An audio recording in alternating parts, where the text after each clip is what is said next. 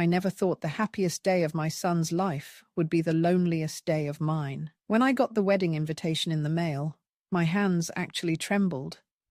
It was so formal, so cold. Not a single handwritten note, not even a quick "love you, Mum." Just the date, the venue, and a request for RSVP. I then in the kitchen staring at that cream-colored card, wondering when my boy stopped needing me. Welcome to Voice of Auntie Jane Stories. Make sure you like and subscribe for your top-notch stories. Let us know in the comments section where you are watching from and what time you are currently watching this video. I raised my son, Caleb, alone after his father left when he was just 4 years old. Every scraped knee, every late-night fever, every school project, it was me. Just me. And now, here I was, being treated like a distant relative invited out of obligation. I called him the next day. "Hi, honey," I said, trying to sound cheerful. "Hey, Mum," he replied, distracted. I could hear traffic in the background, horns honking. "I got the invitation," I said softly. "You know, I thought maybe we'd talk about the seating or something." "Oh yeah, about that," Caleb said, his tone suddenly serious. "Listen, Mum, when you get there, you're going to have to sit in the back." I went silent. My son, my only son, telling me to sit in the back at his wedding. "The back?" I repeated. "Why on earth would I sit in the back? I'm your mother, Caleb." He sighed. "Mum, please don't make this a thing. It's complicated. Emily's parents—" "I don't care about Emily's parents," I snapped before I could stop myself. "I'm your family." He went quiet. I just don't want drama," he said finally. "Please, Mum, just do this for me." When the call ended, I stood in my kitchen staring at the phone in my hand. I felt like someone had taken a knife and twisted it in my chest. Sit in the back. At my own son's wedding. The next few weeks were a blur. People kept asking me if I was excited, what I was wearing, if I needed a +1. I smiled and nodded, but inside, I felt hollow. The day of the wedding came faster than I wanted. I woke up before the sun, sat in my quiet bedroom, and stared at the dress hanging on the closet door. I'd picked it carefully, not too flashy, not too plain, just something elegant that said, "I am the mother of the groom." As I drove to the church, I kept replaying Caleb's words in my head. Sit in the back. Over and over. By the time I pulled into the parking lot, my stomach was in knots.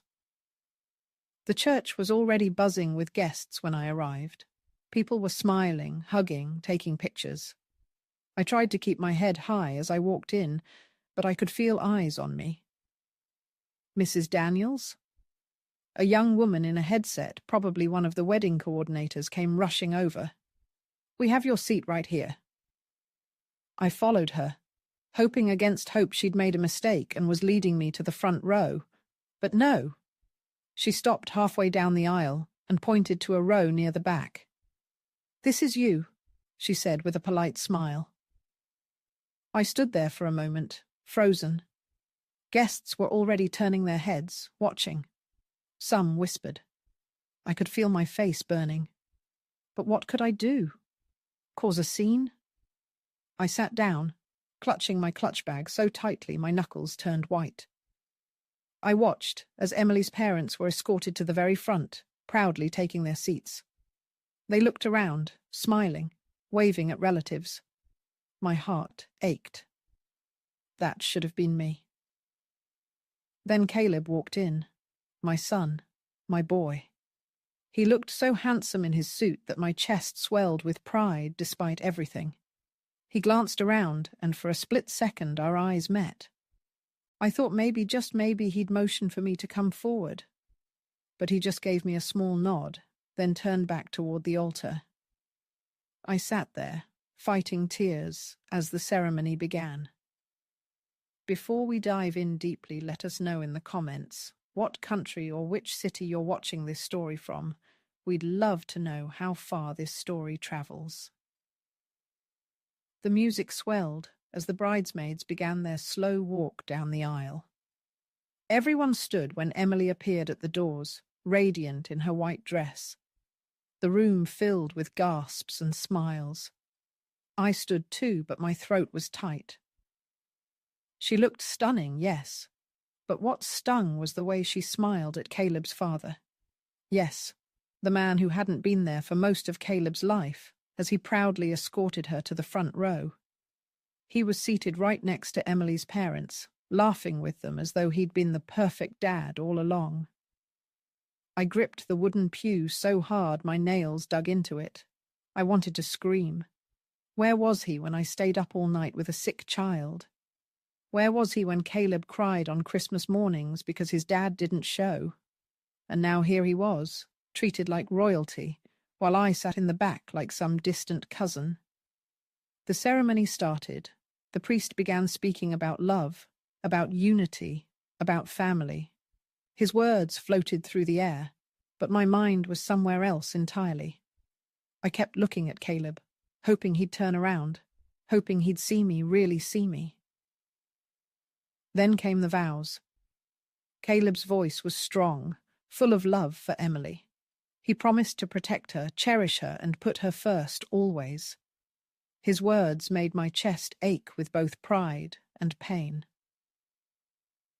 When it was Emily's turn, her voice shook at first, then grew steadier.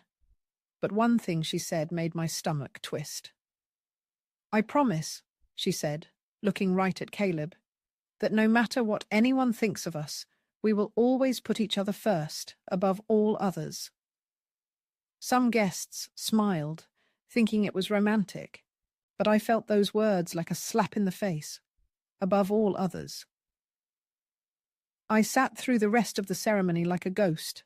When they finally kissed and everyone clapped, I clapped too, but slowly, my palms barely touching.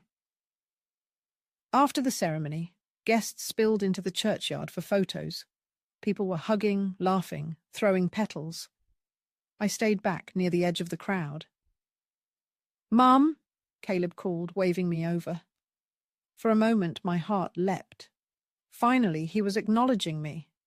I hurried forward only to realize he wanted me to hold his jacket while he posed for pictures with Emily's family. I stood there holding that jacket like a fool while they all crowded together, laughing and shouting instructions to the photographer. I wasn't even asked to be in a single picture.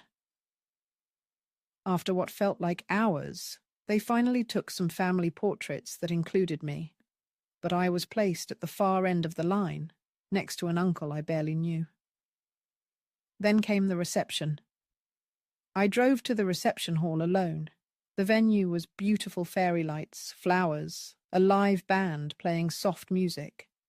Tables were perfectly arranged, each with a name card. I found mine. Sure enough, it was at a table near the back, close to the kitchen doors. I could hear the clatter of dishes and the shouts of the staff preparing meals.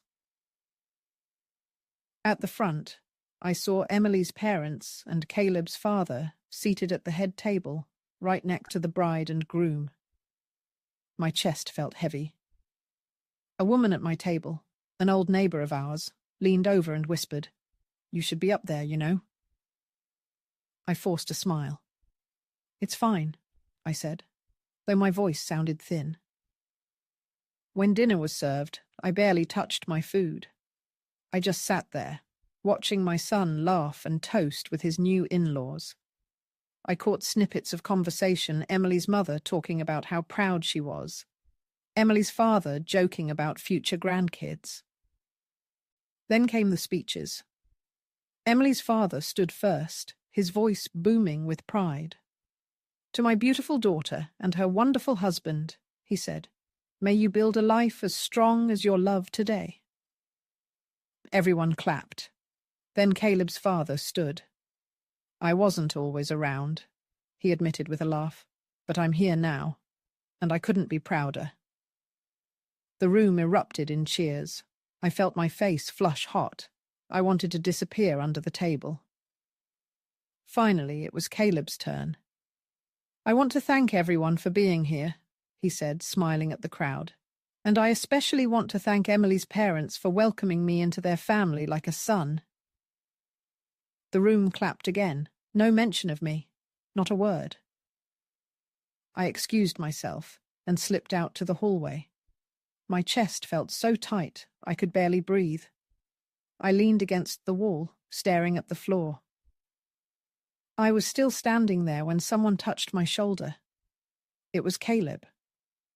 "Mum, what are you doing out here?" he asked, frowning. "I just needed some air," I said quietly. "Are you upset?" I looked at him. "Upset? Caleb, you put me in the back. You didn't even mention me in your speech." He rubbed the back of his neck. "Mum, please don't do this right now." "Do what?" I asked, my voice trembling. "Feel like I matter?" He sighed. "This is my wedding day. Can we talk about this later?" I stared at him for a long moment, then nodded. "Sure," I whispered. He hesitated, then turned and went back inside. I stayed there a little longer, trying to collect myself. My makeup was probably ruined, but I didn't care. When I finally went back in, something had shifted inside me. I wasn't going to sit quietly anymore. I walked back into that reception hall with my head held high, even though my insides were shaking. The music was louder now, and guests were on their feet, clinking glasses, laughing. It felt like everyone was glowing, everyone except me. I went straight to my table, sat down, and forced myself to eat a few bites. My hands were trembling so badly I could barely hold the fork. I wasn't going to let myself break down in front of these people. Then Emily's mother appeared beside me. She leaned down, her perfume sharp and expensive. "I hope you're enjoying yourself," she said with a polite smile. "I'm fine," I replied coolly. She hesitated for a moment, then added, "We just wanted to keep things smooth today. You understand?" My head snapped up. "Smooth?" I repeated. "Yes," she said softly. "You know, with everything from the past, we just thought it was best for everyone if things stayed low-key." I stared at her, stunned. "Low-key? I raised that boy alone. There's nothing low-key about what I did." Her smile faltered. "Of course. You did a great job. But today is about Emily and Caleb." She patted my shoulder and walked away before I could say another word. I sat there, shaking. Something inside me broke then. I wasn't just hurt anymore, I was angry. The DJ announced it was time for the mother-son dance. My heart leapt. This was it. This was my moment. But then Caleb stood up, took the microphone and said, "Actually, we're doing something different tonight." I frowned, confused. "We thought it would be fun to invite everyone onto the dance floor for the first dance," he said. The guests cheered and flooded the dance floor. I sat there frozen. No special dance, no moment, just a crowd of people dancing while I watched from my seat. I couldn't take it anymore. I stood up and walked right onto that dance floor. Caleb looked surprised when he saw me coming, but I grabbed his arm. "Dance with me," I said firmly. "Mum." "Just one dance," I said through clenched teeth. He hesitated, then nodded. The music slowed, and for a moment it was just the two of us. I rested my head on his shoulder and whispered, "Do you have any idea how this feels?" He didn't answer. "You've shut me out of everything today," I continued. "You put me in the back. You left me out of the pictures. You didn't even mention me in your speech." "Mum," he said softly, "I didn't want drama." I pulled back and looked him in the eyes. "Do I look like drama to you? Or do I look like the woman who gave up everything so you could stand here today?" He swallowed hard, but said nothing. The song ended, and people clapped. I let go of him and walked off the dance floor before he could say anything else. I went back to my table and sat down, my chest heaving. People were staring now, whispering. I didn't care. Dinner turned into dancing, and dancing turned into drinks. Guests were getting louder, laughing, some already tipsy. I stayed seated, just watching Caleb laugh with Emily, watching Emily's father toast him, watching everyone celebrate like one big happy family while I sat there like a stranger. Then came the cake cutting. Everyone crowded around the table, phones out, snapping pictures. I stayed where I was. Caleb and Emily fed each other cake. Everyone laughed. Then they started handing out slices. When a piece finally made it to my table, it was just left there by a server. No smile. No, "This is from the bride and groom." I stared at that plate of cake for a long time before pushing it away. Finally, I stood up. I wasn't going to sit there 1 second longer. I walked across the room toward Caleb. He was standing with Emily's parents, laughing. When he saw me, his smile faded. "Mum, I need to talk to you," I said, my voice tight.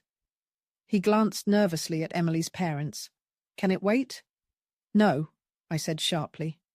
Emily's mother raised an eyebrow. "Is everything okay?" "No, it's not," I said before Caleb could answer. "It's not okay at all." The room had gone quiet. People were watching. "Mum, please," Caleb started, but I cut him off. "No, you listen to me," I said, my voice shaking. "I have sat here all night while you treated me like I didn't exist. I raised you. I gave up my life for you, and you put me in the back like I was nothing." Gasps went through the crowd. Emily's face turned pale. Caleb looked like he wanted the floor to swallow him whole. "Mum," he said again, his voice strained. "No," I said, tears streaming down my face now. "You don't get to silence me today." I turned and walked straight out of that hall, my heels clicking on the floor. Outside, the cool night air hit me like a slap. I stood there, breathing hard, my hands shaking. I didn't know if I'd just ruined my son's wedding or saved myself from completely breaking apart. The night air felt heavy against my skin as I stood outside, fighting to catch my breath. My mascara was probably running, and my chest was rising and falling like I'd just run a marathon. Behind me, the muffled sound of music and chatter seeped through the reception hall doors, mocking me. I heard footsteps. "Mum!" Caleb's voice rang out as he rushed after me. His tie was loose now, and he looked panicked. "What was that? You just stormed out in front of everyone." I spun around to face him, my hands shaking. "What was that?" "That was a mother who's been humiliated all night finally standing up for herself." He winced. "Mum, you didn't have to do it like that." "Yes, I did." My voice broke. "Do you have any idea what it felt like to sit in the back of that church, to be left out of every picture, every speech, every moment? Do you?" Caleb rubbed his forehead. "I didn't mean for it to hurt you this bad." "You didn't mean?"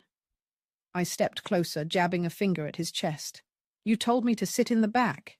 You made a choice. You chose them over me." He opened his mouth, then closed it again. "Say it," I demanded. "Say why I wasn't good enough to sit in the front at my own son's wedding." He looked away, his jaw tight. "Caleb!" I shouted. "Look at me." Finally, he met my eyes. His were wet now, his voice low. "Because Emily asked me to." The words hit me like a punch to the gut.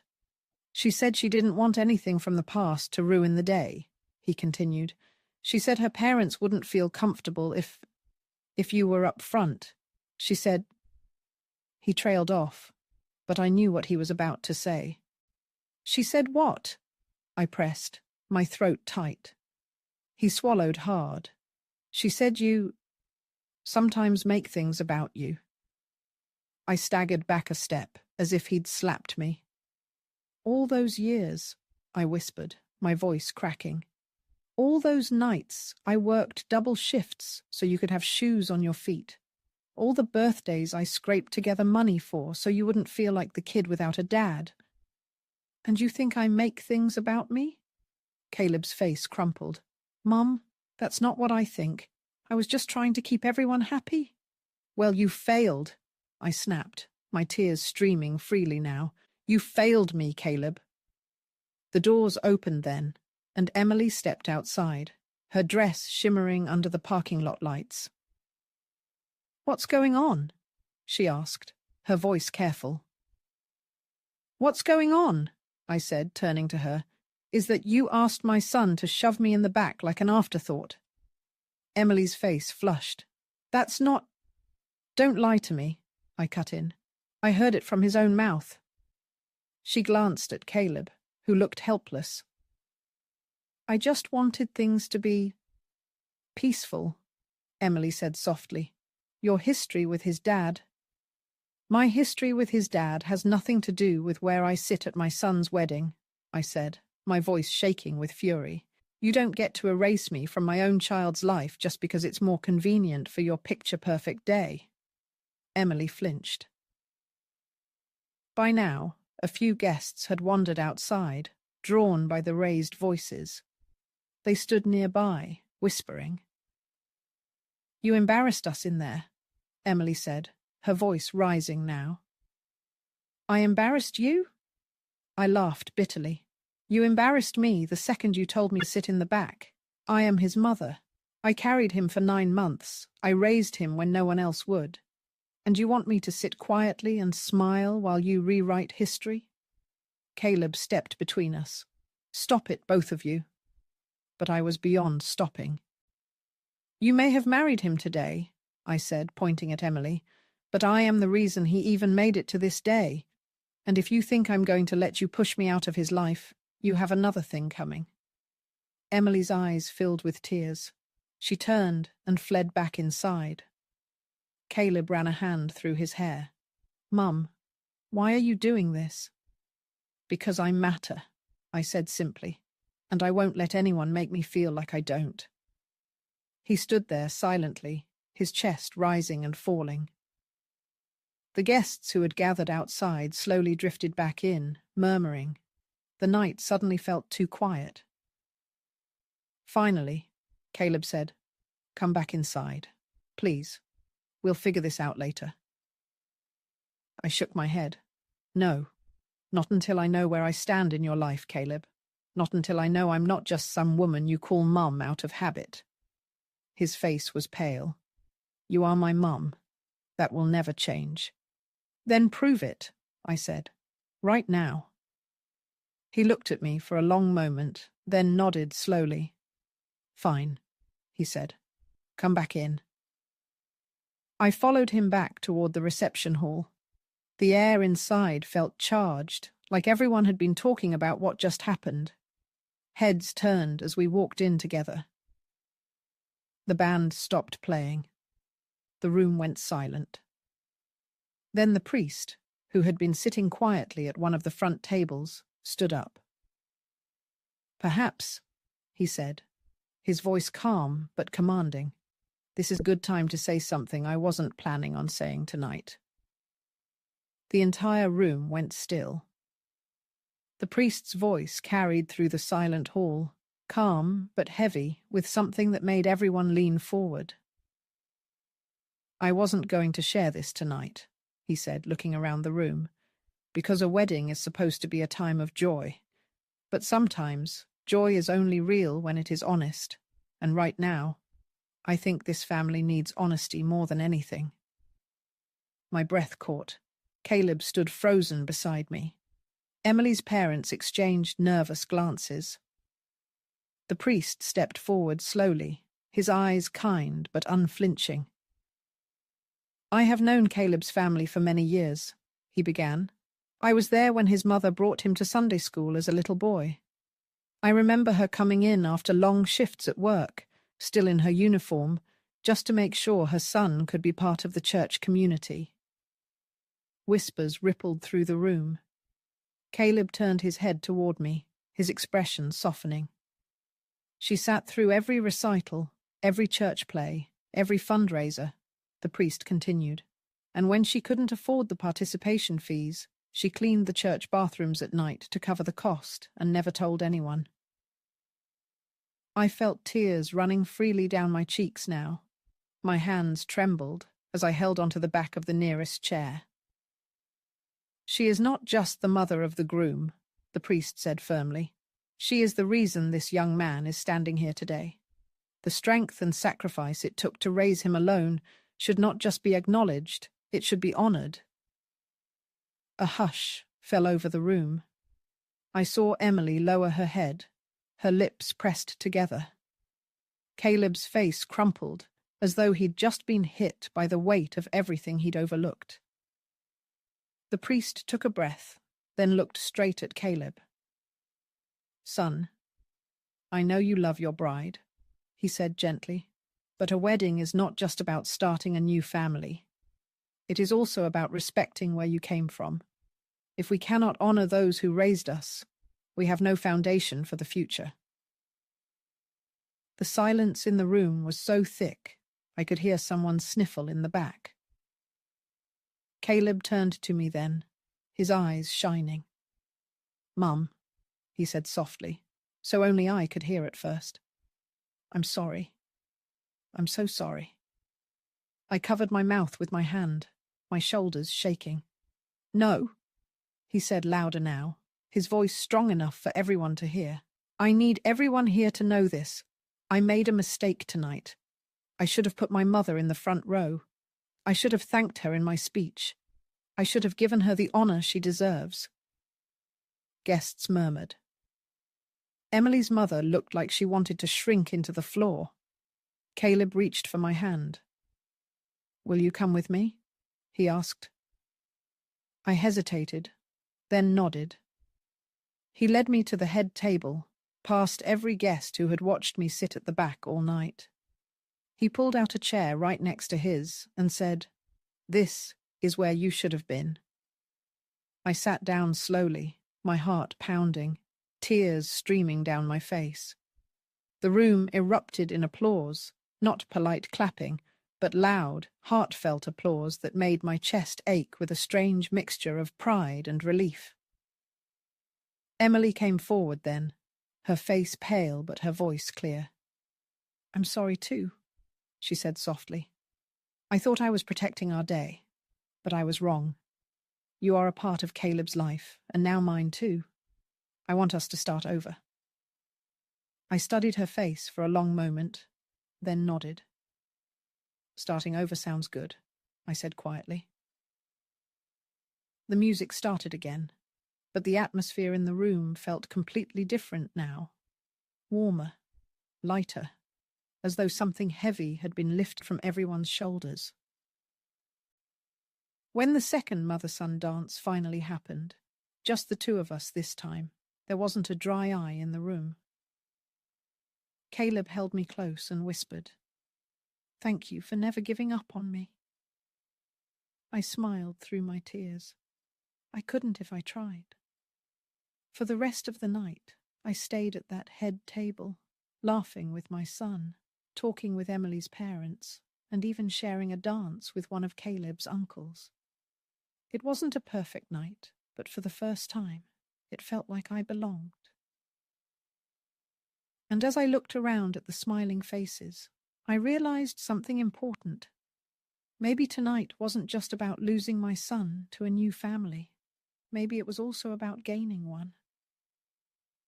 I don't think I've ever been as silent as I was on the drive back home from the wedding. The sound of the car engine felt too loud. The city lights flashing past us felt too bright, and my heart was sitting so heavy in my chest I could hardly breathe. My husband, Mark, kept glancing at me, but he didn't say a word. He knew better. When we got home, I kicked off my shoes at the door, not even caring that they scattered across the floor. My dress felt suffocating, so I unzipped it halfway and dropped into the couch, staring at nothing. Mark sat across from me, leaning forward with his elbows on his knees. "You should eat something," he said softly. I just shook my head. "I can't. Not right now." Mark exhaled slowly and nodded. He stood, walked into the kitchen, and came back with 2 glasses of water. He set one in front of me and sat back down, waiting. Finally, I spoke. "Do you think I'm a bad mother?" My voice cracked on the last word. Mark's head snapped up. "Jane, no, don't even say that." "But maybe I am," I said, gripping the glass so tightly it might have shattered. "What if I failed him? What if I made him feel like I wasn't enough, that he had to push me away just to have a good life?" Mark shook his head, his voice firm. "You gave everything for that boy. Everything. You worked 2 jobs when I was laid off. You stayed up late to help him with school projects. You made sure he had clothes even when you had nothing for yourself. That's not failure, Jane. That's love." I wanted to believe him, but the image of Ryan turning to me with that cold, almost rehearsed look in his eyes wouldn't leave my mind. "Then why does it feel like he hates me?" I whispered. Mark leaned closer. "He doesn't hate you. Something else is going on, Jane. Something we don't know yet. And I think you need to talk to him." "Talk to him?" I laughed bitterly. "He didn't even want me at his wedding. He told me to sit in the back like I was some distant cousin." Mark reached for my hand. "Then find out why. Don't sit here wondering. Ask him." I nodded, but the thought of facing Ryan after everything that had just happened made my stomach twist. The next morning, I woke up before the sun. My pillow was damp. I must have cried myself to sleep. I made coffee and sat at the table, staring at my phone. My hands were shaking as I typed out a message. "Ryan, can we talk? Please."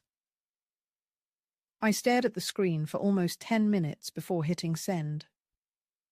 He didn't reply right away. I waited all day. By evening, my chest felt tight. I was about to give up when my phone finally buzzed. "Sure, tomorrow. Coffee shop near 5th and Main. Noon." It wasn't much, but it was something. The next day, I arrived early and sat at a corner table, fidgeting with the napkin until it tore into pieces. My heart jumped when I saw him walk in. He looked tired, dark circles under his eyes. "Mum," he said, sliding into the seat across from me. "Ryan." My voice was careful, almost fragile. "Thank you for coming." He nodded, but his eyes stayed on the table. I took a deep breath.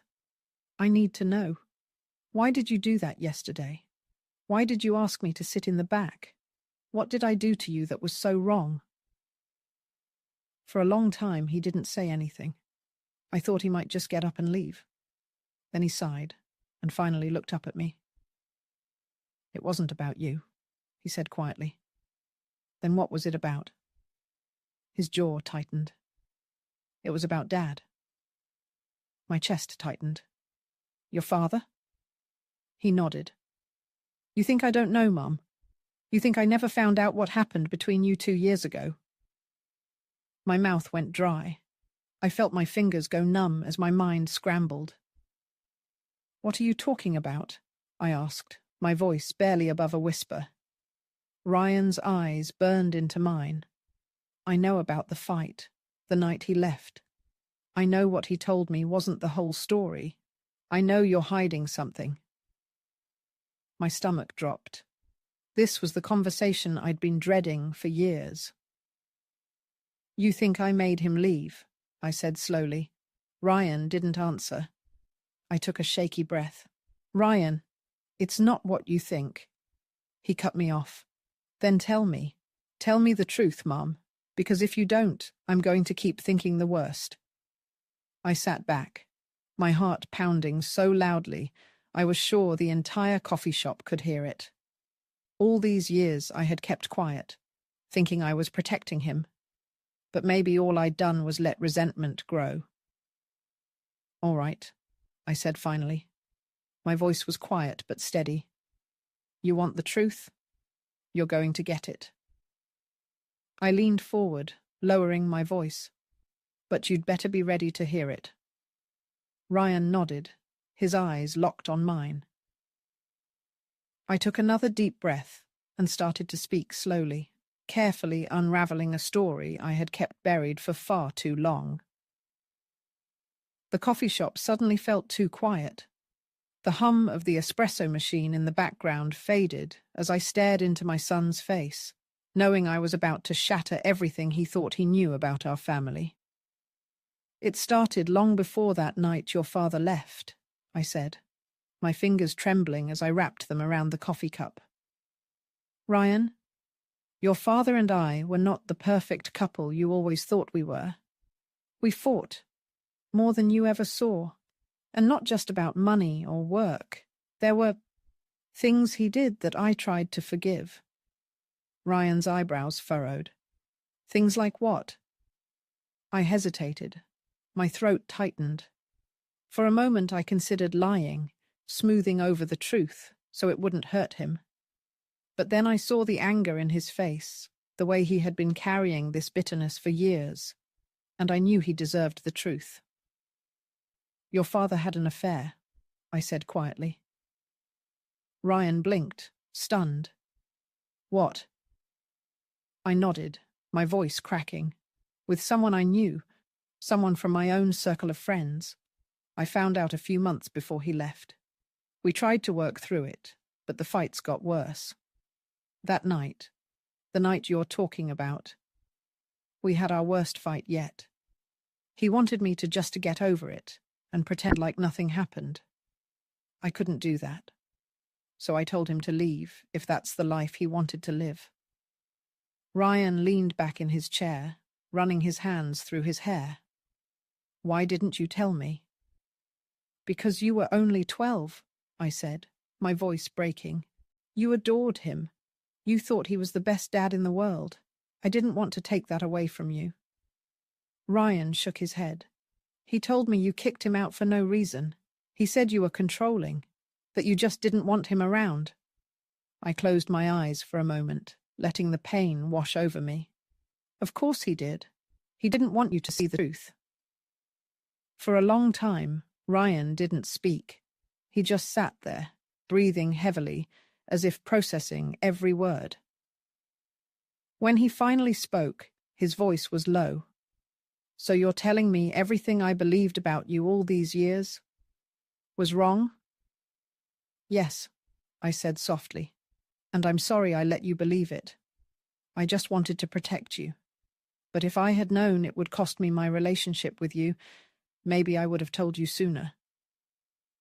Ryan didn't answer. He just grabbed his coffee and stood up.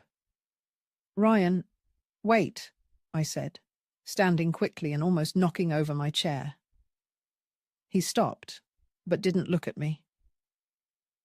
"I didn't sit in the back of your wedding because I wanted to," I said, my voice trembling. "I did it because you asked me to, because I love you. Even when you push me away, I still love you. That will never change." He finally turned to face me. There were tears in his eyes now, but his jaw was still tight. "I need time, Mum," he said. And then he walked out, leaving me standing there in the middle of the coffee shop, my heart breaking all over again.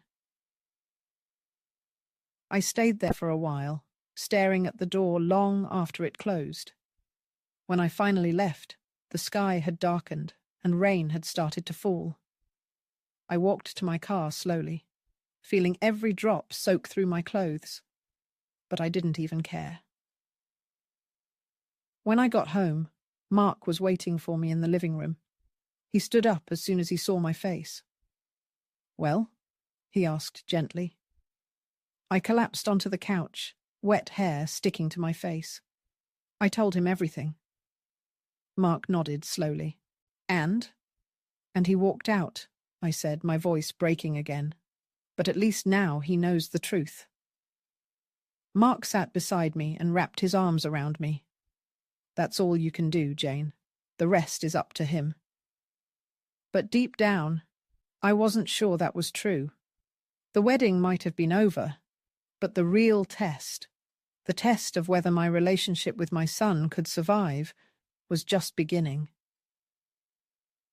3 days passed before I heard from Ryan again. I was in the kitchen chopping vegetables for dinner when my phone buzzed. My hands froze when I saw his name on the screen. Mum, can we meet again? I have questions. My stomach flipped. Questions could mean anything. More anger, more accusations. Or maybe, just maybe, a step toward healing. We agreed to meet that evening, this time at his apartment. Mark offered to come with me, but I shook my head. No, I said. This is between me and Ryan. I need to face him on my own. When I arrived, Ryan opened the door and stepped aside. His apartment was neat, but I could tell he'd been pacing the rug by the couch, had fresh footprints worn into it. Thanks for coming, he said. Thanks for asking me to, I said, stepping inside. He gestured for me to sit, then remained standing, arms crossed. I've been thinking about what you told me, he said slowly. About Dad, about everything. I nodded, bracing myself. And I need to know one thing, he continued. Why did the priest say what he said at the wedding? Why did he make it sound like there was something we all needed to hear? My chest tightened. I had been replaying those words in my head non-stop since the wedding, wondering what he meant. What did he mean? Ryan pressed. I don't know, I said honestly, but maybe we need to find out. Ryan nodded slowly. Good, because I called him. He agreed to meet with us tomorrow. I felt my pulse quicken. Us? Yes, Mum, Ryan said, finally sitting across from me. If we're going to get to the bottom of this, we're going to do it together. For the first time in weeks, I felt a flicker of hope. The next day, I barely slept. My nerves were shot, my stomach in knots. I kept pacing around the house, straightening things that didn't need straightening. Mark sat at the table watching me. You're going to wear a hole in the floor, he said finally. I can't help it, I muttered. What if the priest says something I don't want Ryan to hear? What if this just makes things worse? Mark stood, walked over, and gently put his hands on my shoulders. Then you face it. Whatever it is, you face it. You've already survived worse. His words settled something in me. I nodded, grabbed my purse, and drove to the church where Ryan and I agreed to meet. The old building was quiet when I arrived. The wooden doors creaked as I pushed them open, and the faint smell of incense filled the air. Ryan was already there, standing near the front pews with his hands shoved in his pockets. You came, he said softly. Of course I came, I replied, walking toward him. Before we could say more, the side door opened and Father Thomas stepped out, his robes swaying gently as he approached. He was an older man, with kind eyes, but a serious expression. Jane, Ryan, he said, nodding at both of us. I'm glad you came. Please, sit. We sat side by side in the front pew. Ryan sat stiffly, his hands clasped together. I could feel the tension radiating off him. Father Thomas folded his hands. I imagine you want to know why I said what I did during the wedding ceremony. Yes, Ryan said immediately. It caught everyone off guard. The priest sighed. I debated for days whether to say anything at all, but I felt it was my duty. There are truths in this family that have been buried for too long, and I believe they are hurting you both. Ryan shot me a look, but I stayed quiet, my heart hammering in my chest. "What truths?" Ryan asked. Father Thomas looked at me as if asking for permission. "Go ahead," I whispered. He nodded solemnly.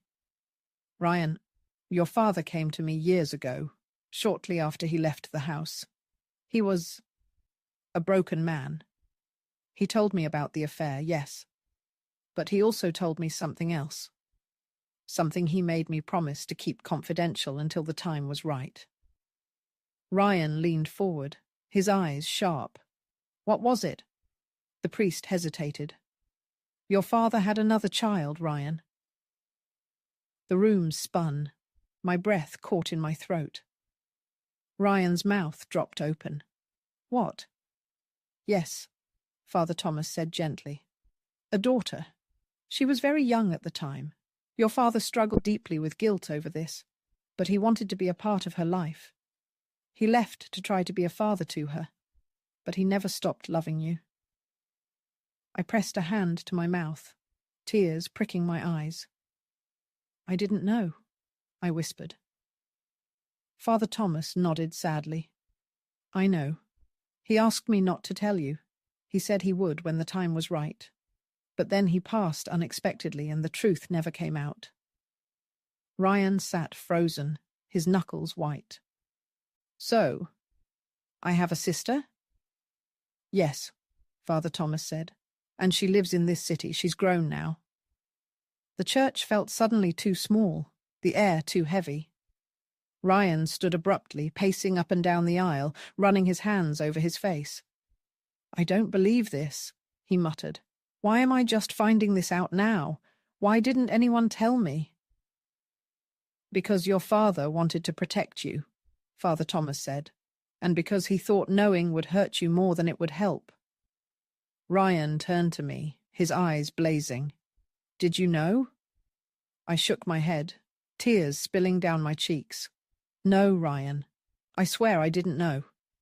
If I had, I would have told you." He stared at me for a long moment before sitting back down heavily. His breathing was ragged, and for a moment I thought he might break down completely.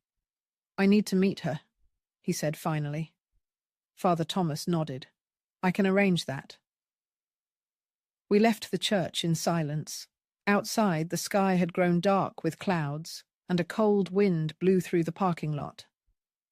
Ryan leaned against his car, staring at the ground. "Ryan," I said softly, stepping closer. He didn't look at me at first.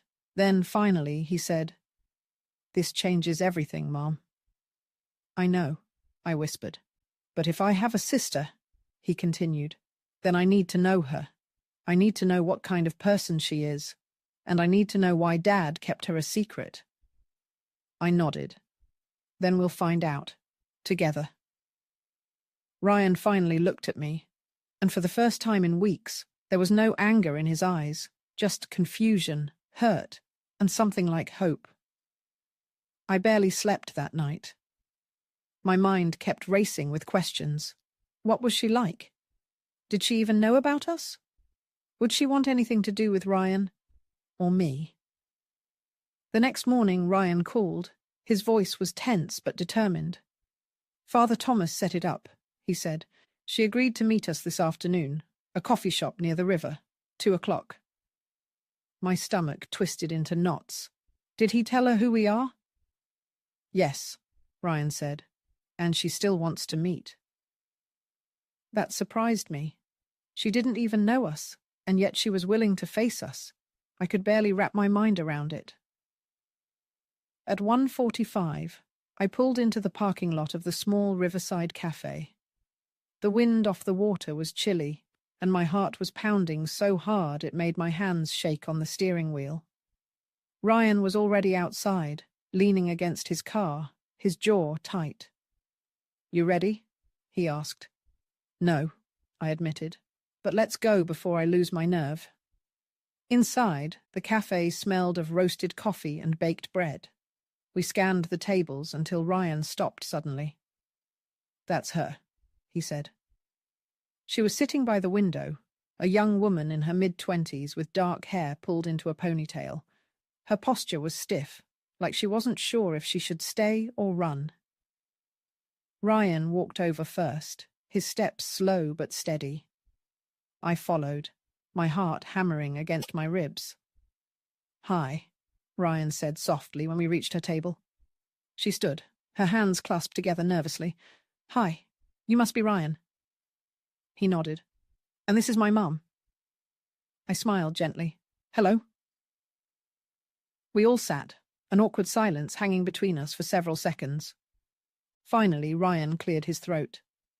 "So, I guess we should start with introductions. What's your name?" "Emily," she said quietly. "Emily Carter."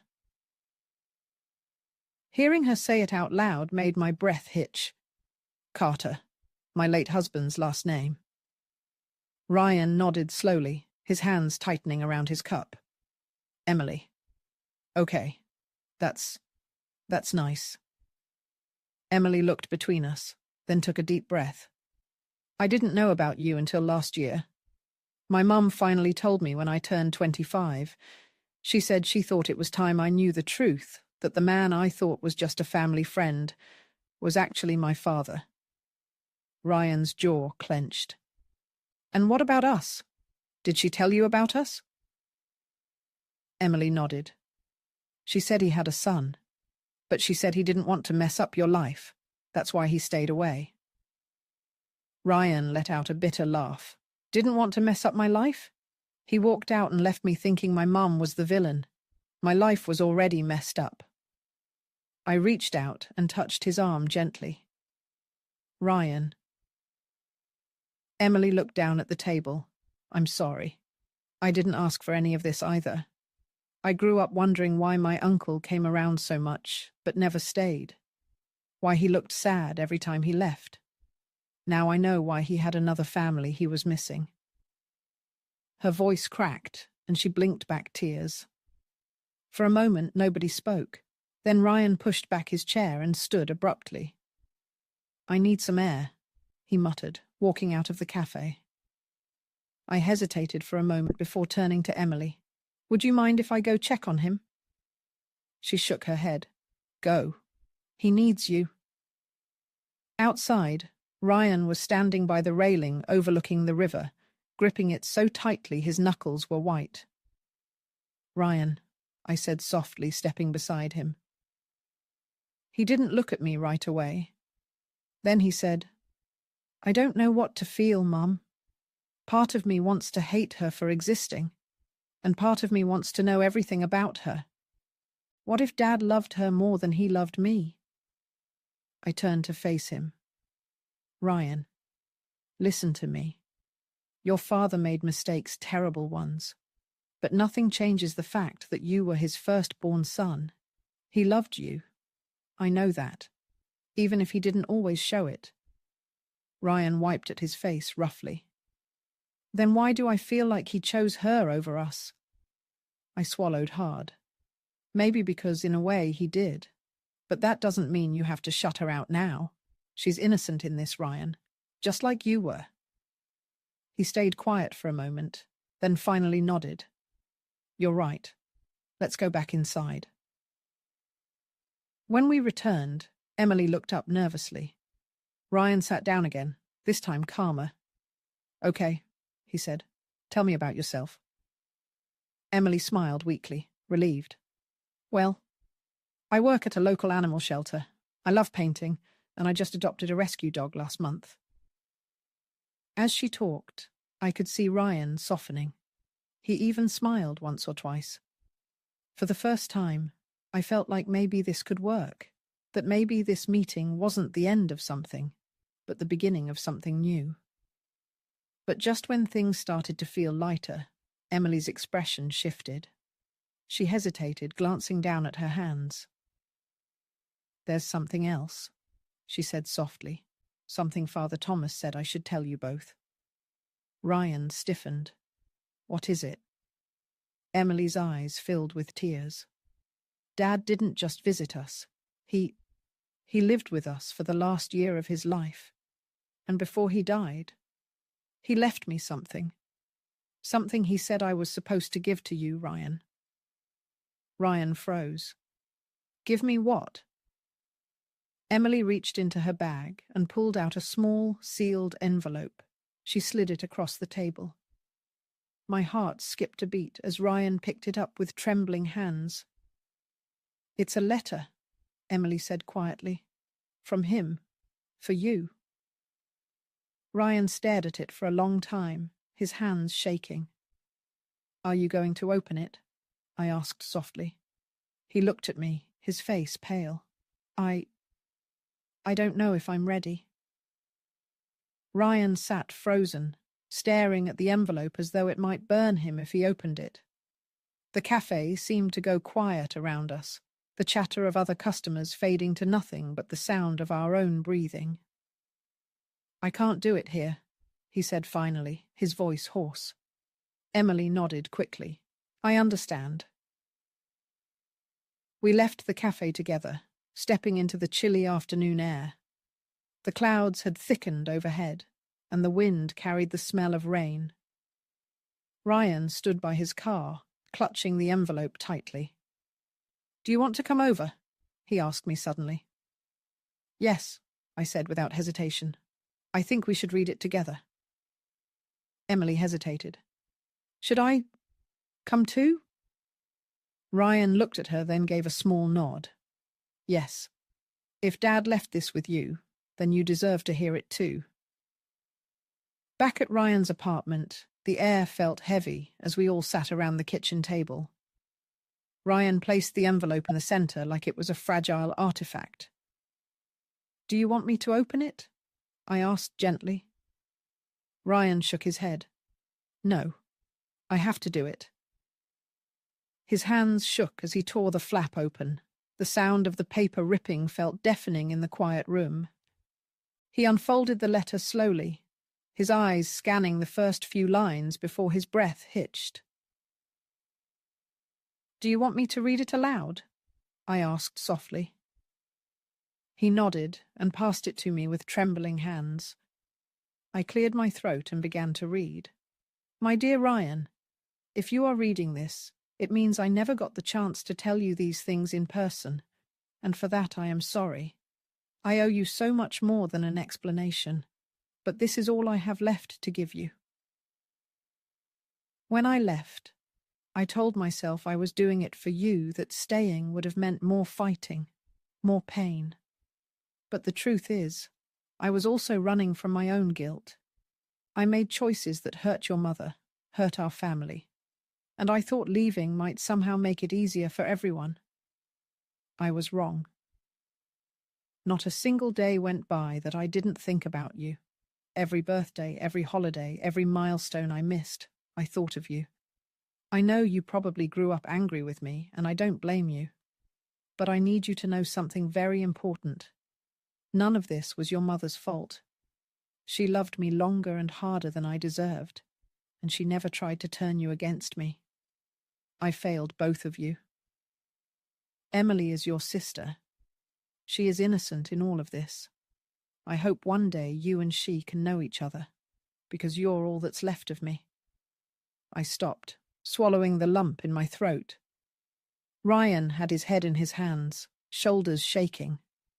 Emily was quietly crying, covering her mouth. There's more, I said softly, continuing. Ryan, my final wish is this. I want you to forgive me, and I want you to forgive your mother. She carried more weight than anyone ever should, and she did it for you. Don't let my mistakes destroy what's left of your family.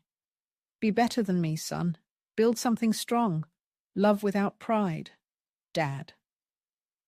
By the time I finished, my own tears were blurring the words. I carefully folded the letter and set it on the table. The room was silent, except for Ryan's shaky breathing. He never said that to me, Ryan whispered finally. Not once. Not when he left. Not in all the years after. He just let me believe. His voice cracked, and he slammed his fist against the table, startling both Emily and me. He let me believe Mum was the reason everything fell apart. Ryan, I said gently, reaching for his hand. He pulled away at first, but then let me take it. His grip was so tight it almost hurt. I wasted years resenting you, he said, his voice breaking. And for what? For something he did. I squeezed his hand.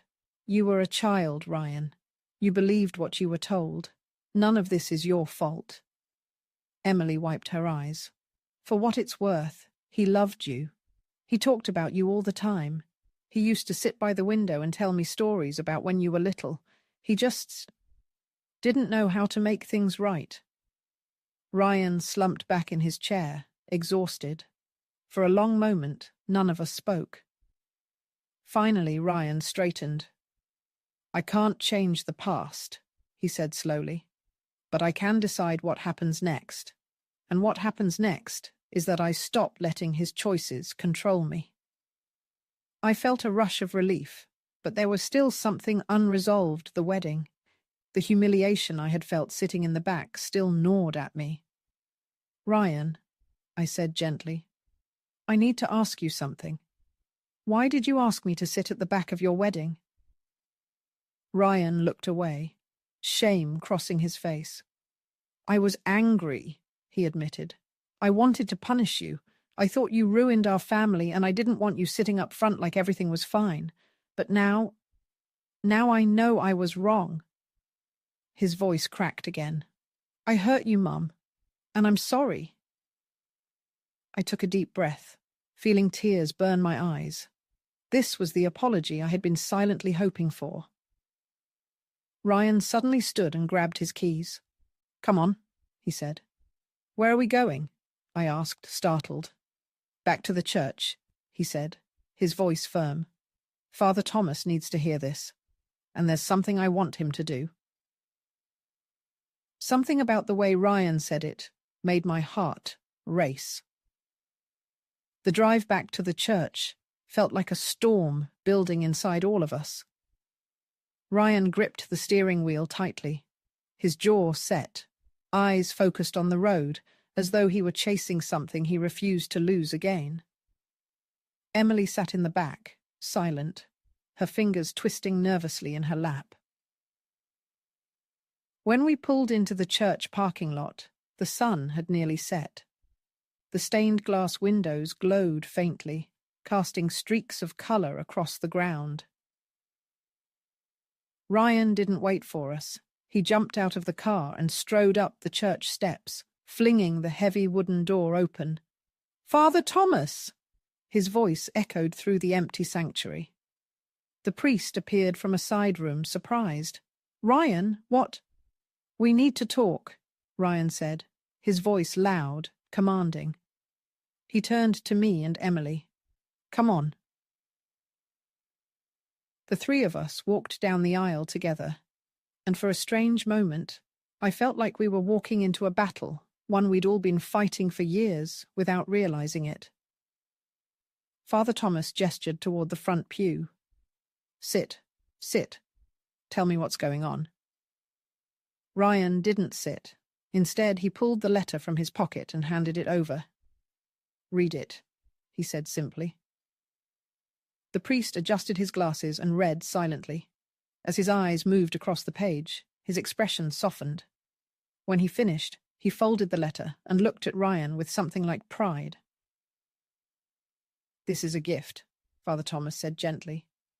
A gift? Ryan's voice was raw. He left. He abandoned us. He let me hate my mum for years, and only now does he decide to tell the truth. How is that a gift? Father Thomas stepped closer, laying a hand on Ryan's shoulder. Because he gave you the truth before it was too late. Many sons never get that. Ryan's breathing was uneven. He turned to me, and his voice broke as he spoke. Mum, I want to do it again. The wedding.